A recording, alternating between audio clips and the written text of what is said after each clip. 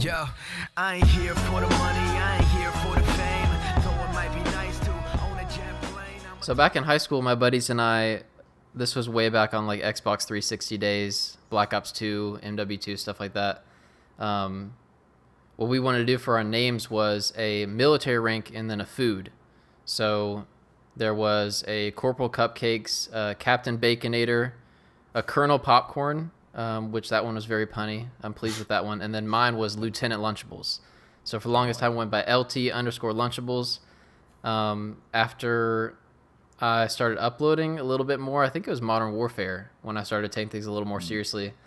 I figured on the brand-friendly side of things, it probably made sense not to have Lunchables in the name. So I took the LT, shortened it to Lunchtime, kept it in the food theme, and then that's where we've been. And another origin question. So what was the first Call of Duty you ever played, or where did the whole gaming, when did you get into gaming? Gaming, since I was young, like Game Boy Advanced, or Game Boy Color, like way back when. Nice. But first Call of Duty, I was a little late to the party because I wasn't allowed to play rated M games for a while.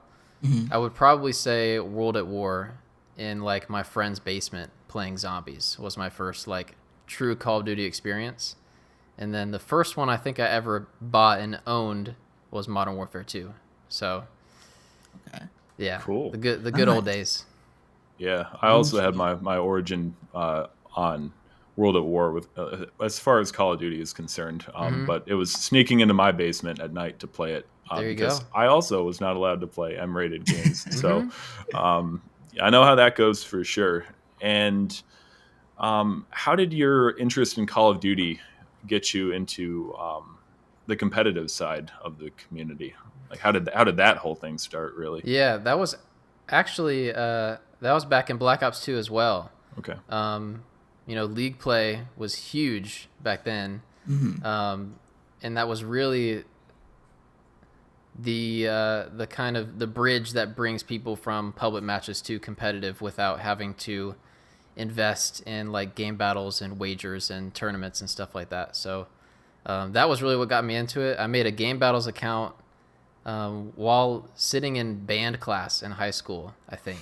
That's when I first made my GB account, and then it's kind of gone from there, I would say. What'd you play in band? I was on drumline, so everything percussion. Ooh, snare. Okay. I did tenors, or the quads. Yeah, with the 5 drums around. I love it. I haven't played much, but since high school I haven't played much, but I loved it. I loved that back then. I can definitely picture it. So how did you hear about GBs? What, who, or what? Scump. Yep, Scump. And Scump and Nadeshot and all them back then, I think it was that might have been during the MLG.TV ordeal where they were forced to stream on there for a while. Yeah. So they would upload and stream all their game battles matches, and that's what really piqued my interest on top of everything League play as well. Is it safe to say that Scump is your favorite pro right now? I don't know. I haven't been as invested in the pro scene as I probably should be, given that I do competitive stuff. Okay. Scump definitely, like, he's got the crown. He's the king of competitive Call of Duty for sure. Mm-hmm. But in terms of who I'm invested in, I can't say that I have one pro in particular that I watch every single game they play or stuff like that. But yeah, Scump's definitely the GOAT for sure. Okay. Yeah. And so are you partnered with 1v1me? Yes. Okay. And so what do they do? How does that all work? So what they're trying to do is kind of find a new place for, competitive wagers and tournaments that, unlike the other websites, they don't take any fees at all. And I'm talking with Anthony a lot behind the scenes on how they really want to stand out from the game battles, the CMGs, because there's so many websites that do wagers and tournaments. So to just start one on your own, you can't expect it to be profitable or to change the game if you don't do anything different. So that's what we're doing, is having a lot of talks with him on how to make the app stand out. And I'm excited to see kind of what they end up doing in the future to do just that, because GB and CMG have been at the top for so long. Yeah. With not even trying, to be honest.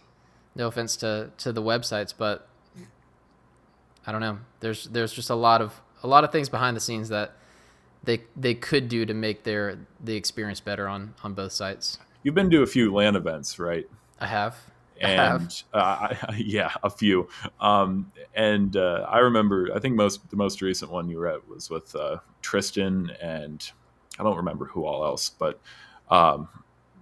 what was it like to go to your first LAN event, and what do you like most about that environment? Well, I've really only been to maybe 3 or 4 LANs total. Okay. 3 major ones. There was CWL Atlanta in Infinite Warfare. I think it was CWL Atlanta again for World War II, and then it was CDL, the Atlanta Homestead, during Modern Warfare, which was like literally right before COVID.